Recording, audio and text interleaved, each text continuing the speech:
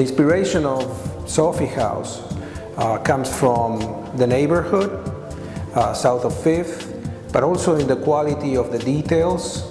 And I think one of our goals was to achieve this understated elegance, an elegance that comes from how we think about architecture, and then how do we build architecture, and with all these details that becomes much stronger than the sum of its parts.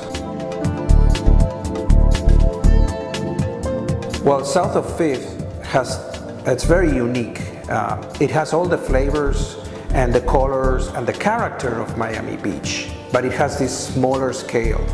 So the placement of a house like this, there are only 4 units.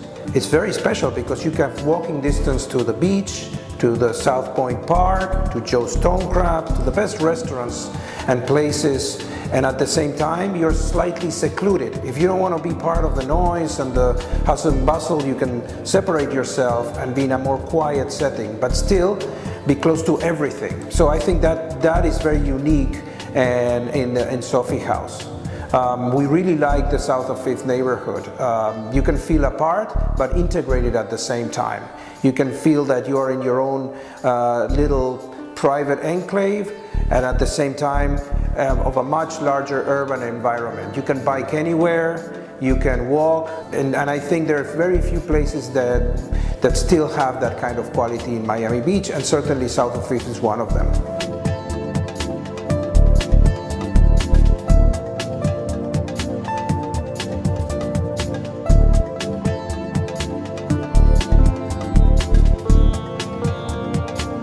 The Sofi house is composed of 4 homes. Each one has its own private entry and elevator, rooftop, terrace and garden, and it's a very open layout. We really like this feature of the rooftop terrace because we'll have a pool on each one of these units. Apart from that, we also think that the materials that we're bringing in for the design contribute to the quality of the space in Sofi house. We were inspired by the sun, the light, and the sand, and so you will see a lot of wood tones, a lot of sandy tones, and a lot of transparency. The layout of the floor plan is a 3.5, and so it's 3 bedroom with 3.5 bathrooms with a north facade that actually it's all glazed, and it opens and integrates with the balconies. In addition to that, there's one unit that fronts Washington Avenue that incorporates a historical bungalow of the 20s. And I think this also is very special because we are talking about a project then that marries old and new and has all the great features of architecture.